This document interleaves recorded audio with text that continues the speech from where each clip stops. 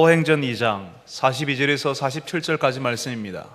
신약성경 190쪽 사도행전 2장 42절에서 47절까지 말씀을 저하고 함께 교독하도록 하겠습니다. 사도행전 2장 42절에서 47절까지 말씀입니다.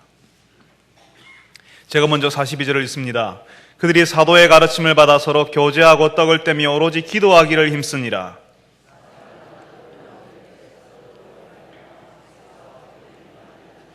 믿는 사람이 다 함께 있어 모든 물건을 서로 통용하고 날마다 마음을 같이하여 성전에 모이기를 힘쓰고 집에서 떡을 떼며 기쁨과 순전한 마음으로 음식을 먹고 하나님을 찬미하며 또 온 백성에게 칭송을 받으니 주께서 구원받는 사람을 날마다 더하게 하시리라. 아멘. 할렐루야. 찬양대에서 하나님께 찬양을 올려드리겠습니다.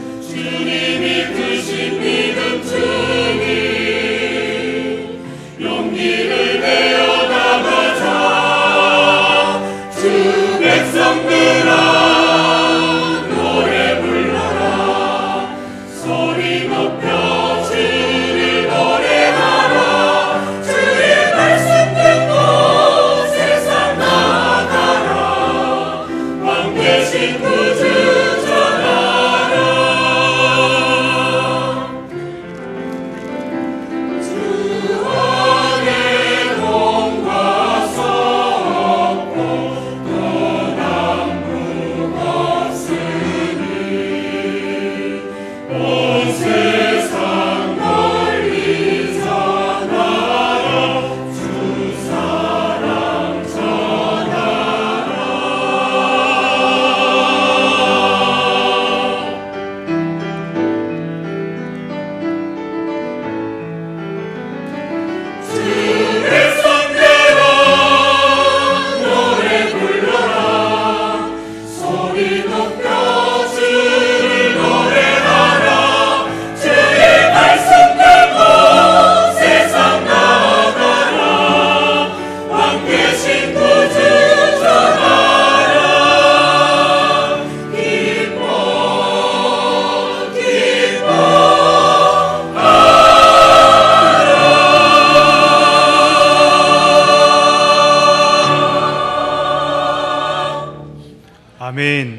거룩하신 아버지 하나님, 주의 말씀을 듣고 세상으로 나아가는 주의 백성들이 되게 하여 주옵소서. 주의 말씀이 선포될 때에 들을 귀를 가진 자들이 되게 하여 주옵소서. 주의 말씀이 들리는 곳에 주의 역사가 나타나게 하여 주옵소서. 아버지 하나님, 오늘 저희들이 주의 말씀을 듣습니다. 이 말씀 가운데 우리가 어떤 사람들인지 아는 자들이 되게 하여 주옵소서. 예수님의 이름으로 기도합니다. 아멘.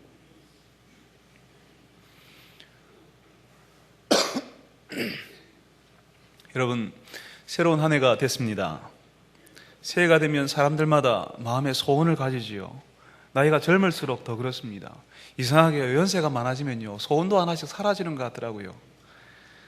예전에 새해만 되면 굉장히 뭔가 좋은 일이 일어날 것 같은데, 어떤 사람은 올해에는 직장에 들어가고 싶어하고 학교에 들어가게 해달라는 소원이 생깁니다. 연세가 드신 분들은 우리 손자가, 우리 자녀가 직장에 들어갔으면, 좋은 직장에 갔으면, 좋은 학교에 들어갔으면 하는 소원을 가집니다. 또 어떤 사람은 올해 결혼하고 싶은 마음의 소원이 있을 수 있습니다. 명절만 되면요, 친척들이 와서 묻지 않습니까? 니 장가 안 가나? 시집 안 가나? 하는 그런 소리 지긋지긋한 청년들도 아마 있을 겁니다. 누가 안 가고 싶어 안 가나요? 시집 장가가 사람의 힘으로 되는 게 아니지 않습니까? 이제는 익숙해질 때도 됐는데 시집 안 가냐고 장가 안 가냐는 그런 이야기 들을 때마다 가슴이 아리고 짜증이 나고요, 둘이 붙어 다니는 커플들만 보면 괜히 마음에 부하가 치밀어 오는 것들을 볼 수가 있습니다. 그 청년들 올해는 꼭 시집장가 가시기를 축복합니다. 그런데요, 성경을 보니까 사람마다 다 마음의 소원을 가지고 새해에는 하나님이 이렇게 이런 일이 일어났으면 하는 마음의 소원들이 있지만, 성경에 보니까 하나님도 소원이 있으십니다. 하나님께서도 소원을 갖고 계시는데요, 그 소원, 제가 알게 된 그 하나님의 소원은 바로 교회입니다. 하나님께서는 교회가 이 땅에 세워지기를 원하고 계십니다. 우리가 읽었던 이 사도행전의 주제는 바로 이 교회가 세워지는 겁니다.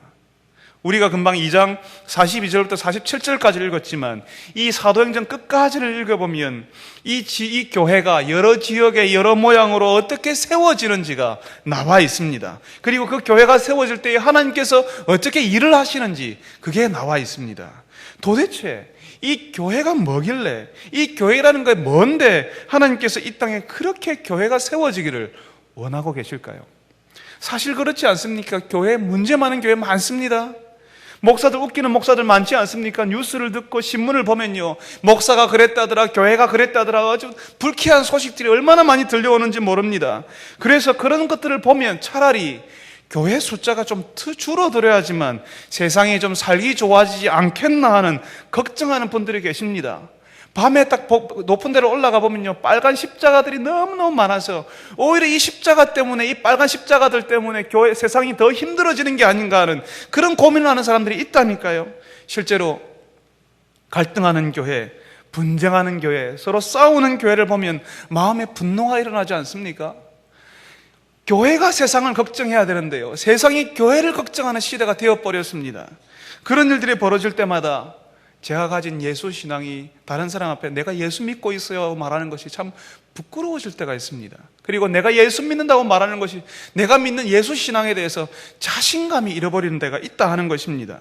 그런데요, 그러면 그럴수록 세상을 걱정시키는 그런 교회들이 많이 나타나고, 내가 다니는 교회가 혹시 그런 교회일다 할지라도 이 세상에 그렇고 그런 교회가 이 세상에 많다는 사실을 알면 알수록 마음에 소원 한 가지가 생기더라는 겁니다.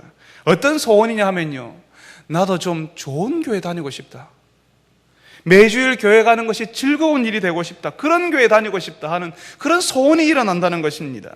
사람들 사이에 섞여서 시간 가는 줄 모르고 남자들끼리 모여서 수다를 떨고, 집에 가는 것이 아쉬워서 아까 이야기했지만 다시 교회 로비에 다시 잘 가라고 인사해놓고 또 거기에 다시 서서 또 이야기하고, 또 잘 가라고 이야기했지만 교회 주차장에서 또 다시 만나서 이야기하고, 아까 만났던 그 사람들에게 다시 전화로 또 이야기하는 그런 교회.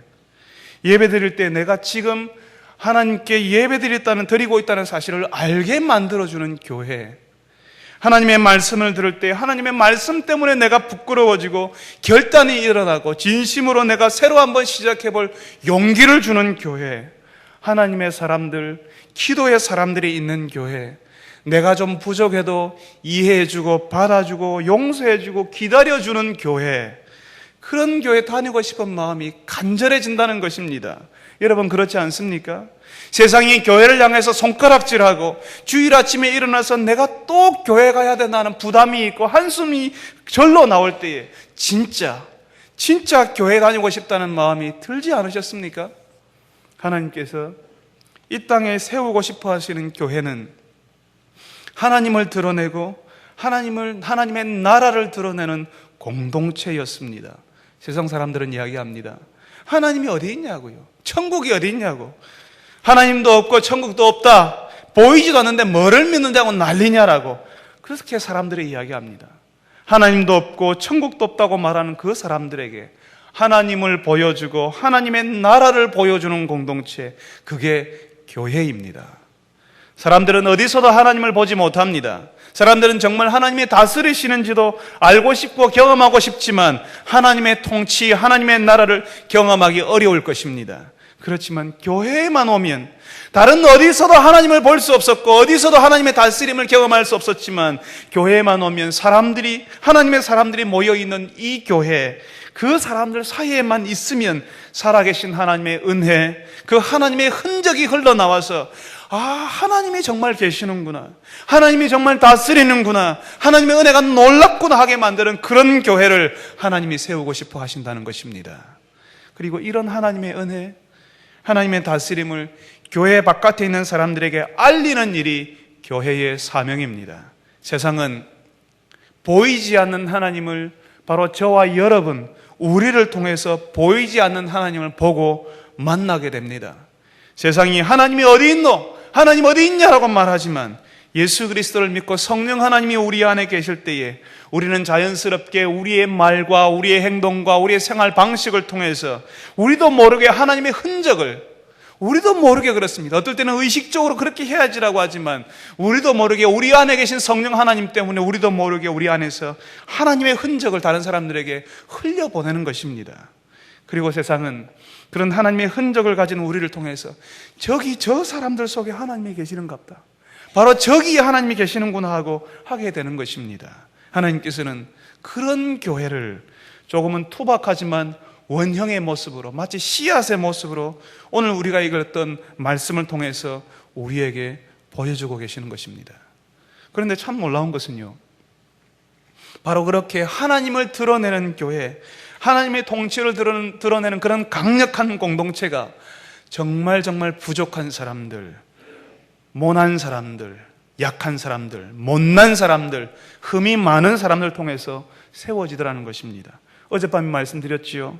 그 교회의 지도자들요, 베드로, 야고보, 요한, 마태, 빌립, 전부 다 부족한 사람들이었습니다. 흠이 많은 사람, 모가 나 있는 사람, 연약한 사람, 상처를 한 움큼씩 가지고 있었던 그런 사람들이었습니다. 베드로 자신감이 넘쳐서 자기가 세상에서 예수 제일 잘 믿는 사람인 줄 알았지요.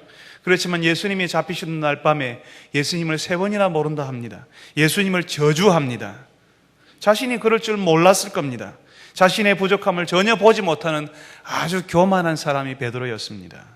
야고보와 요한은 예수님이 말씀하시는 그 나라가 오면 큰 자리 하나쯤 차지하게 될 거라는 마음의 야망을 가지는 그런 속물이었습니다. 마태는 민족의 반역자라고 손가락질 받던 악덕 세금 징수원이었습니다. 빌립은 예수님을 앞에 놓고 하나님 보여달라고 하던 눈치라고는 조금도 없는 미련 곰탱이 같은 사람이었습니다.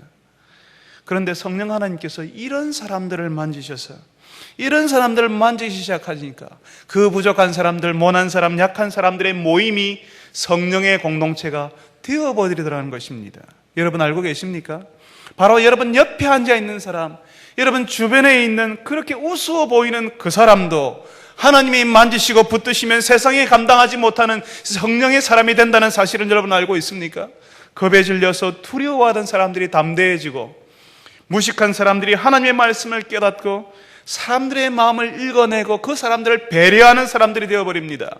공부하지 못한 사람들이 교회의 지도자가 되는 일이 벌어지게 되는 것입니다. 성령 하나님께서 우리를 인도하시고 우리 교회를 인도하여 주시면 세상이 감당할 수 없는 일이 우리 교회를 통해서 벌어질 수 있다 하는 것입니다. 사랑하는 성도 여러분, 기도하십시오. 부족하고 약한 우리를 통해서 하나님의 능력이 흘러나가게 해달라고 기도하십시오. 부족하고 약한 우리 교회를 통해서 하나님의 은혜가 흘러나가서 하나님을 알지 못하는 세상, 이 세상이 하나님을 알게 해달라고 기도하시는 여러분 되시기를 바랍니다. 오늘 우리가 읽었던 이 사도행전이 기록된 그 당시에는요, 교회와 같은 수많은 모임들이 있었습니다. 그런데 교회는 그 수많은 모임과는 다른 특징들이 있었다는 것이지요. 성령을 경험한 공동체, 성령이 이끌어가는 공동체에는 여러 특징들이 나타납니다. 무엇보다도 먼저 성령의 공동체에는 하나님의 말씀에 대한 관심이 일어납니다. 예루살렘 교회에는 사도의 가르침, 하나님의 말씀을 받는 그런 생활들이 일어났습니다. 이게 희한한 것이요, 하나님의 은혜를 알면 알수록, 하나님의 성령, 하나님의 인도를 받으면 받을수록 하나님의 말씀을 그리워한다는 것입니다. 하나님의 말씀은, 우리가 하나님의 말씀, 교회만 오면 하나님의 말씀을 받는다, 하나님의 말씀을 듣는다, 말씀 이렇게 이야기하는데, 이게 왜 중요하냐면요, 이 하나님의 말씀은 하나님의 말씀을 통해서 하나님이 우리에게 오시는 것입니다.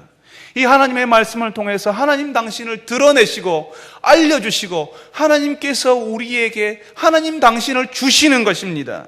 이 하나님의 말씀을 주시는 하나님께서 우리에게 하나님 당신을 주시는 방식이 하나님의 말씀이라고 하는 것입니다. 하나님의 말씀으로 우리는 하나님을 알고 하나님을 경험하게 되는 것입니다. 하나님의 말씀을 통해서 하나님의 긍휼하심이 우리에게 흘러 들어옵니다. 하나님의 말씀을 통해서 하나님의 성품이 우리에게 들어오는다는 것입니다. 여러분, 믿는 사람들을 보셨지요? 믿는 사람들을 잘 관찰해 보십시오. 하나님의 말씀을 잘 듣는 사람들을 잘 보십시오. 하나님의 말씀을 잘 듣는 사람들일수록 하나님의 성품이 흘러 들어가고 하나님의 흔적이 그의 생활 속에서 묻어 나오게 될 것입니다. 성령의 공동체에서 가장 먼저 일어나는 현상은 하나님 말씀에 대한 관심이 일어나게 되어 있습니다. 교회가 부흥할 때 그런 일이 벌어집니다. 하나님의 말씀을 듣고자 하는 사람들이 일어나게 됩니다. 교회가 부흥하기 시작할 때 가장 먼저 일어나는 현상은 하나님의 말씀 때문에 고민하는 사람들이 일어나고 그 말씀을 듣고자 하는 사람들이 일어나게 된다는 것입니다. 성도 여러분, 이번 3월부터 시작되는 신약결혼, 구약결혼반에 등록하십시오. 3월부터 시작되는 제자훈련 받기를 여러분들이 기대하십시오. 하나님의 말씀을 깨닫는 것, 하나님의 말씀이 들리는 것은, 하나님의 말씀이 여러분의 귀에 들리기 시작할 그때부터 여러분을 전혀 다른 세계로, 새로운 세계로 여러분을 인도해 줄 것입니다. 설교 시간에요, 하나님의 말씀이 들리면요, 그 말씀에 집중이 됩니다. 사람들이 하품이 나고요, 설교 시간에, 예배 시간에 힘들어지는 것은 말씀이 이해가 되지 않아서 그렇습니다. 말씀이 이해가 되고 귀에 들리기 시작하면 집중할 수밖에 없습니다. 신기하게도 그 어렵던 말씀이 이해가 되거든요. 이해가 되면 재미가 있습니다. 재미가 있으면 신이 나고요, 마음에 감동이 찾아오게 되어 있습니다. 그리고 그렇게 말씀하시는 하나님 앞에 서 있는 초라한 자기 자신의 모습이 보이기 시작하는 것입니다. 그렇기 때문에 하나님 앞에서 회개가 나오고 결단이 일어나고, 하나님, 제가 이렇게 살겠습니다는 마음의 감동이 일어나게 되는 것입니다. 이런 일이 여러분 속에서도 일어나기를 바랍니다. 이 부족한 사람들이 성령 하나님을 경험하니까 하나님의 말씀을 받는 대로 살려고 애를 씁니다. 그리고 하나님을 믿는 사람들끼리 이 받은 말씀을 나누고 자신의 생활을 나누는 일들이 일어나기 시작했다는 것입니다. 하나님의 말씀대로 사는 것은요, 정말 쉽지 않습니다. 그리고 그 말씀대로 살아보고 다른 사람과 이야기하는 것은 정말 쉽지 않습니다. 우리가 교회 예배에 와서 한 주 동안 잘 지내셨습니까? 반갑습니다, 인사하는 것 쉽습니다. 이것마저도 힘들어하는 사람들이 있기는 있습니다만은, 그렇지만 하나님의 말씀을 받아서 내가 그 말씀대로 살려고 발버둥 치다가 평일날 한 달 모여가지고 내가 이렇게 살아보았습니다, 내가 말씀을 들을 때 이런 일이 일어났습니다, 이렇게 다른 사람과 자신의 부족함을 내어놓고 이야기하는 것은 정말 부끄럽고 힘든 일입니다. 그런데 그렇게 할 때 하나님의 은혜가 찾아온다는 것입니다. 그렇게 할 때 하나님께서 그 가정을 살리고 그 직장을 살리고 그 사람의 인생을 살리는 일이 벌어지는 것입니다. 처음에는 잘 안 됩니다. 하나님의 말씀대로 사는 것이 뭔지도 처음에는 잘 모릅니다. 그런데 가정에서, 직장에서, 교회에서 하나님의 말씀대로 살려고 하는 사람들, 선배들, 친구들, 가족들, 동료가 있으면요, 그 사람들이 보이잖아요. 아, 저렇게 하는 것이 말씀대로 사는 것이구나, 그렇게 하면 되는 것이구나 하고 배우는 것입니다. 매주일 아침에 선포되는 하나님의 말씀을 들은 사람들이 자신의 생활 속에서 말씀대로 살려고 애를 쓰고 그 말씀을 나누려고 할 때에 선포된 그 말씀이 완성되는 것입니다. 목사가 강단에서 설교합니다. 30분짜리 설교만 완성해서 여러분에게 말씀을 전하면 설교가 끝나는 것, 그거 아닙니다. 받은 말씀을 가지고 성도들이 살려고 하고 그 말씀을 다른 사람과 나눌 때에 비로소 그 설교가 완성되는 것입니다. 목사가 강단에서 하는 설교는 늘 미완성으로 남아 있습니다. 제가 여러분에게 설교하지만 이 설교는 미완성입니다. 그 설교를 완성시키는 분은 바로 여러분들이십니다. 여러분들이 이 말씀대로 살고 사랑방 모임에서 이 말씀대로 살아보니까 이렇더라 저렇더라 하고 말씀을 나누기 시작할 때에, 그 말씀을 나누어 줄 때에 비로소 설교가 완성된다는 것입니다. 그렇기 때문에 아직 사랑방 모임에 참여하지 않으시는 분들은 사랑방 모임에 들어가십시오. 사랑방 모임에서 말씀을 나누고 여러분의 형편과 삶을 나누고 음식을 나누어 먹을 때에 비로소 여러분들은 신앙생활이 무엇인지를 배우게 될 것입니다. 예수 믿는 사람들이 왜 서로를 향하여서 형제라고 부르고 자매라고 부르는지 비로소 이해하게 될 수 있으실 겁니다. 신앙생활은요, 그냥 예배드리러 와서 우리 집 아이 학교 좀 들어가게 해주십시오, 올해 복 좀 주십시오, 복 좀 듬뿍 주십시오, 이렇게 복 달라고 기도하고 돌아가는 것이 신앙생활이 아닙니다. 그런 신앙생활은 불교를 믿는 사람도 하고 있고요, 다른 종교를 가진 사람도 다 하고 있습니다. 하나님이 원하시는 신앙생활은 사도들이 가르치시는 대로, 가르쳐준 대로 사도의 가르침을 받아서 서로 교제하는 것입니다. 말씀을 나누고 내 삶을 나누고 내 어려움을 내 형제 자매들과 함께 나누는 그것이 신앙생활이라 하는 것입니다. 뿐만 아니라 교회가 살아있는 하나님을 드러내는 공동체가 되어서 말씀대로 힘있게 살아가는 그런 공동체가 될 수 있는 것은 기도하는 공동체, 기도하는 사람들이 우리 가운데 있기 때문입니다. 성령 하나님께서 우리가 성령 하나님을 체험할 때에, 우리가 예수 그리스도를 믿고 성령 하나님을 우리가 체험하기 시작할 그때부터 하나님께서는 우리에게 기도하게 만드십니다. 기도하게 만드니까요, 기도해야 되겠다는 마음이 우리 가운데 일어나기 시작하니까요, 그렇게 기도하잖아요. 기도하니까 다시 기도할 힘을 하나님이 주십니다. 기도하니까 그 기도를 통해서 우리는 하나님의 임재와 하나님의 능력, 하나님의 특별하신 은혜를 그 기도 시간에 체험하기 시작하는 것입니다. 말씀을 들을 때도 하나님의 은혜가 있지만 기도하는 가운데 또 다른 하나님의 은혜가 우리의 마음을 두드리는 것입니다. 사랑하는 성도 여러분, 하나님의 특별하신 이 은혜, 하나님의 임재, 하나님의 도우심을 체험하기 원하십니까? 하나님이 없다고 이야기하지 마세요. 하나님의 임재가 없다라고 이야기하지 마세요. 기도하는 자리에 와보십시오. 그리고 기도해 보십시오. 기도하는 현장에서 하나님이 여러분의 마음을 만지시고 위로하실 것입니다. 하나님의 특별하신 은혜, 하나님의 임재, 하나님의 도우심을 체험하기 원하시면 기도하는 모임으로 나오십시오. 수요 기도에 나와서 소리 높여서 기도하십시오. 여러분이 마음껏 기도하십시오. 소리 높여서 기도하십시오. 여러분들이 마음에 고통이 있는 대로 다 쏟아놓기를 바랍니다. 우리가 새벽기도 30분 늦추었습니다. 새벽에 나와서 기도하십시오. 직장에 일찍 출근하셔야 된다면 새벽기도 나와서 기도하고 직장으로 바로 출근하십시오. 다른 특별한 은혜, 다른 은사 받기 위해서 다른 모임에 기웃거리지 마시기 바랍니다. 사도의 가르침대로 기도하였던 그때 그 사람들처럼 하나님의 말씀이 있는 곳에서 하나님이 주시는 은혜대로 기도하시기 바랍니다. 필요하면 방언으로 기도하십시오. 하나님이 주셨다면 왜 우리가 그것을 막아야 합니까? 하나님께서 우리에게 기도하게 하십니다. 기도하게 하실 때 여러분들이 하나님께 주시는 대로 여러분들이 입을 열어주시고 여러분의 마음을 열어주시고 여러분의 혀를 풀어서 하나님께서 기도하게 할 때는 여러분이 하나님께 마음껏 기도하십시오. 뿐만 아니라 예루살렘 교회 사람들은 마이크도 없었고 어떤 악기도 없었고 노련한 찬양 인도자도 없었습니다. 이렇게 찬송하라고 찬송하는 지휘자도 없었습니다. 그렇지만 그 사람들은 맨목소리로 찬양할 수 있는 사람들이었습니다. 왜냐하면 찬양해야 되는 이유가 있었기 때문입니다. 장사가 잘 되는 가게에 가보셨습니까? 아니면 장사가 잘 되는 가게의 주인이 되어보셨습니까? 장사가 잘 되면요, 사람들이 늘 북적거리지 않습니까? 사람들이 북적거리니까 몸은 피곤해요. 그런데 그 주인의 얼굴을 보면요, 입이 귀에 딱 걸려 있습니다. 좋아하세요. 기분이 너무너무 좋거든요. 몸은 피곤하지만 장사가 잘 되니까요. 막 콧노래가 나오는 겁니다. 우리가 이 땅을 살면서 하나님과 동행하고 하나님이 우리의 기도를 들으시고 우리가 그분의 자녀라는 사실을 우리가 경험하기 시작하면 우리의 삶이 아무리 팍팍하고 힘들어도 노래할 수 있는 것입니다. 찬송이 흘러나오는 것입니다. 슬퍼도 노래가 나오고요, 기뻐도 노래가 나오는 겁니다. 하나님을 찬송할 수 있게 됩니다. 예수 믿는 사람들 장례식장 가보셨습니까? 예수 믿는 사람들의 장례식장에 가보십시오. 그 사람, 거기에 예수 믿는 사람들이 어떤 모습인지가 드러납니다. 세상 사람들은 놀래 자빠질 겁니다. 자기 어머니가 돌아가셨는데 노래하잖아요. 자기 어머니가 돌아가셨는데 곡소리가 나오는 게 아니라 노래가 나옵니다. 심지어는 웃기도 합니다. 어떤 곡소리도 없고 오히려 노래소리가 흘러나오는 장례식장이 예수 믿는 사람들의 장례식장입니다. 이런 장례식이 우리 신앙의 본질이 무엇인지를 가르쳐주고 있습니다. 성령의 공동체에는 기도가 있고 노래가 있습니다. 영성이 있을수록 노래가 깊어지고 감동이 있는 것입니다. 이런 노래가 우리 신앙생활 가운데 우리 가정에서 직장에서 흘러나올 수 있으면, 우리가 힘든 일을 당하도 우리의 콧소리로 눈물을 흘리면서 노래 부를 수 있으면 얼마나 좋겠습니까?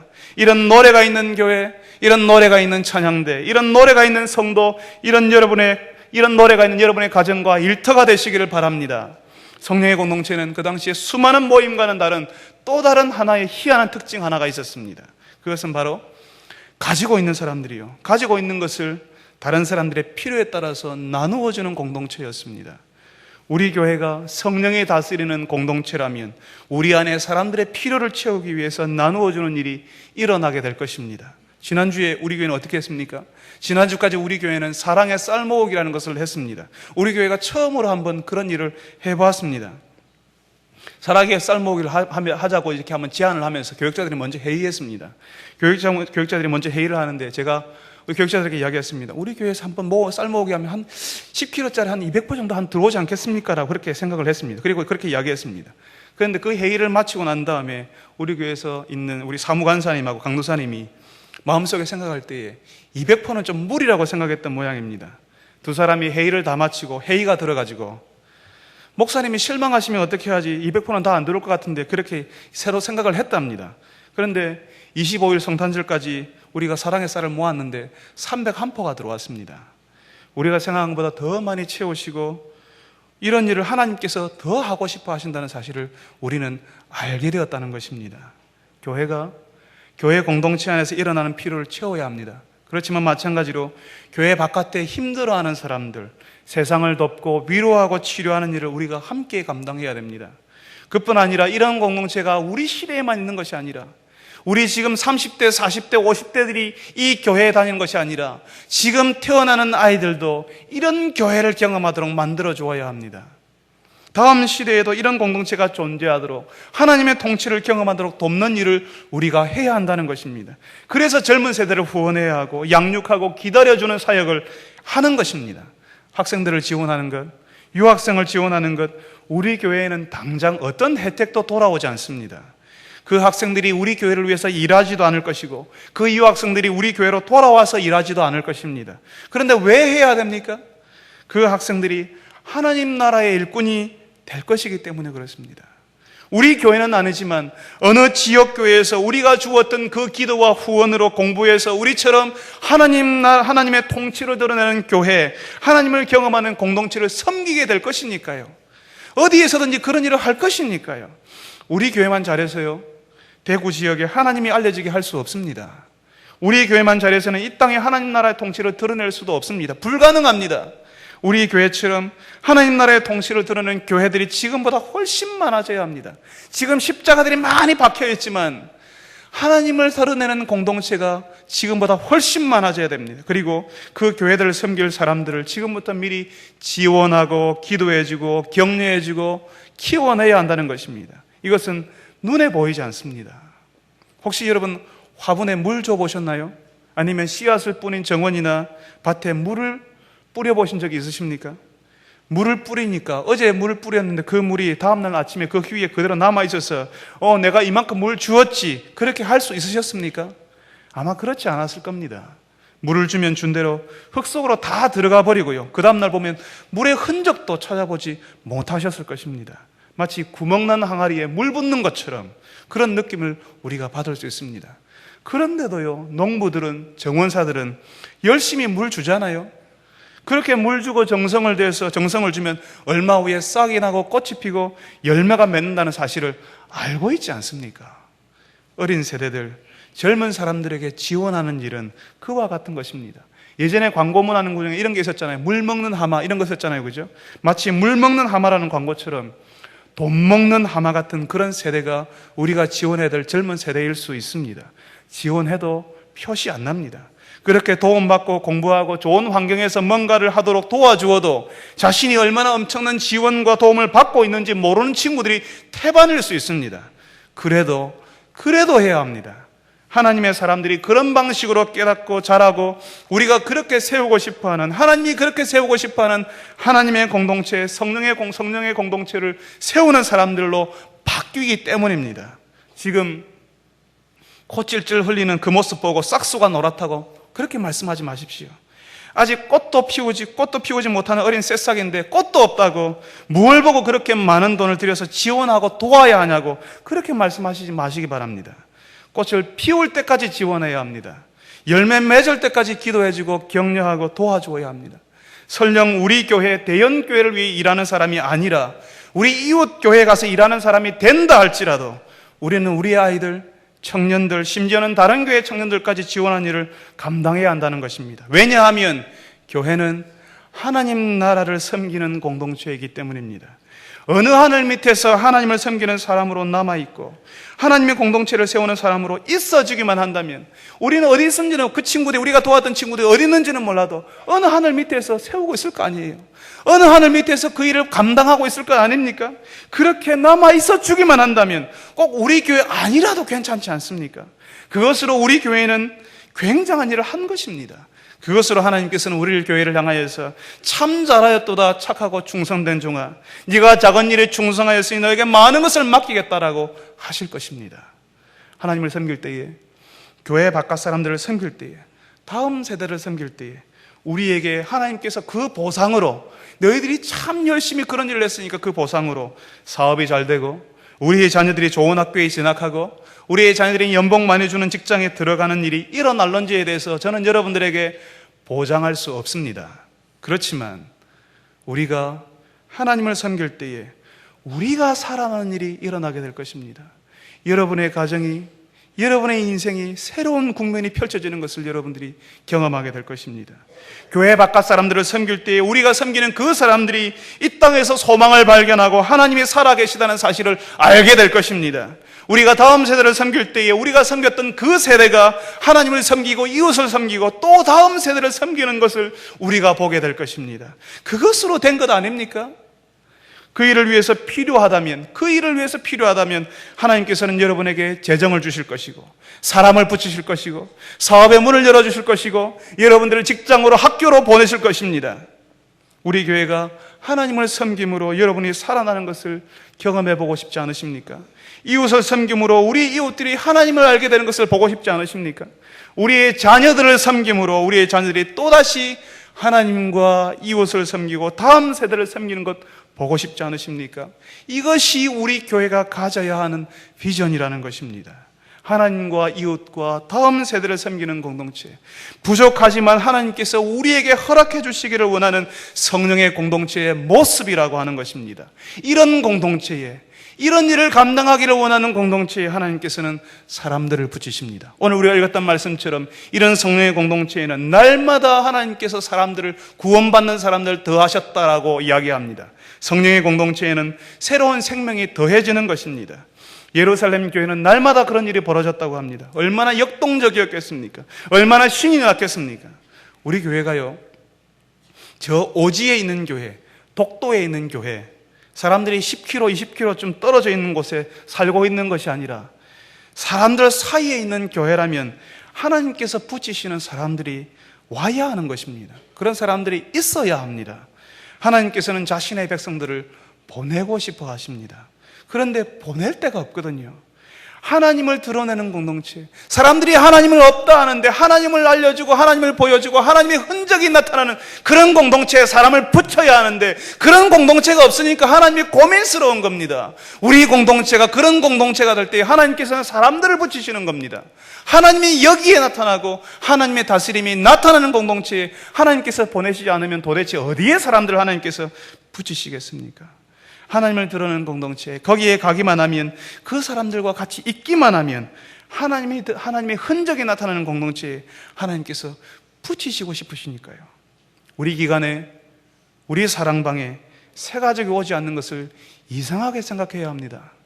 새 가족이 왔지만 우리 모임에 남아있지 않는 것을 보았다면 우리가 성령의 공동체인지를 여러분들이 다시 물어보아야 한다는 것입니다. 사랑하는 성도 여러분, 2012년 한 해에 하나님께서 우리 교회에 새로운 생명 주시기를 기도하십시오. 하나님 우리에게 주십시오. 우리 모임에, 우리 사랑방에 새 가족 주십시오. 우리가 섬기겠습니다라고 기도하시는 여러분 되시기를 바랍니다. 마지막으로 성도 여러분, 혹시 여객선을 타보셨습니까? 큰 여객선 타보셨습니까? 그런 큰 여객선이 바다 위를 달리는데 그 달리는 배에서 그 배가 달리는 것을, 배가 달리고 있다는 사실을, 파도 위를 지금 헤쳐나가고 있다는 사실을 가장 느끼지 못하는 사람이 누구겠습니까? 배가 달리고 있다는 사실을 전혀 느끼지 못하고 둔감한 사람이 누구겠냐 하는 것입니다. 그 사람들은 객실 안에 있는 사람들, 여객실에 편안하게 있는 사람들, 객실에 있어서 안락하고 편안함을 누리고 있는 그런 사람들은 배가 달리고 있다는 사실을 알지 못합니다. 너무 안락하거든요. 편안하거든요. 대신에 그 배가 지금 달리고 있는 파도 위를 헤쳐나가고 있는 중이라는 사실을 모를 때가 있습니다. 그런데요, 바깥에 나와 있는 사람들, 바깥에 나와서 그 배가 운행하도록 막 움직이고 있는 사람들, 그런 사람들은 지금 배가 달리고 있다는 사실을 느낄 수가 있습니다. 지금 이 배가 파도를 뚫고 나가고 있고 바람을 헤쳐나가고 있고 그 바깥에 나와서 바다와 바람과 태양을 고스란히 느낄 수가 있는 것입니다. 온몸으로 느끼게 됩니다. 그리고 그 바람을 뚫고 나가고 있는 이 배, 그 배를 내리치고 있는 파도 위를 달리는 배를 고스란히 몸으로 경험할 수 있는 것입니다. 교회 공동체를 경험하는 것도 이와 비슷한 것입니다. 봉사 현장에, 기도하는 현장에, 말씀이 선포되는 현장에, 말씀이 나누어지는 현장에 있어야지만, 기도하는 현장에, 봉사하는 현장에, 말씀이 나누어지는 현장에 있어야지만 하나님께서 우리에게 부어주시는 그 은혜, 영적인 변화, 능력을 경험할 수가 있는 것입니다. 가만히 앉아서 아무것도 하고 있지 않으면 그 안에 아무 일도 일어나지 않습니다. 어떤 변화도 찾아오지 않습니다. 배우지도 않고 봉사하지도 않으면 정말 편안하잖아요. 아무 갈등도 없습니다. 사람들이 나에게 뭐라 하지도 않습니다. 내가 다른 사람들에게 힘들게 할 필요도 없습니다.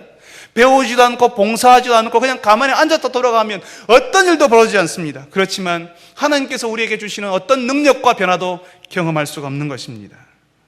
직접 기도하고 하나님의 말씀을 들으면서 사랑방 모임에 찾아가고 말씀을 나누고 삶을 나누고 다음 세대를 위해서 내가 가진 것을 기꺼이 나누는 일을 해볼 때에 이 배가, 이 교회가 지금 달리고 있구나, 하나님께서 이 배를 가게 만드시는구나, 하나님께서 파도를 뚫고 가게 만드시는구나, 하나님께서 이 교회를 바람을 뚫고 가게 만드시는구나 하는 사실을 온몸으로 경험하게 되는 것입니다. 사랑하는 성도 여러분, 가만히 있는 데서 거기에 머물러 계시 마시고 바깥으로 나오십시오. 봉사하는 현장으로 들어가 보십시오.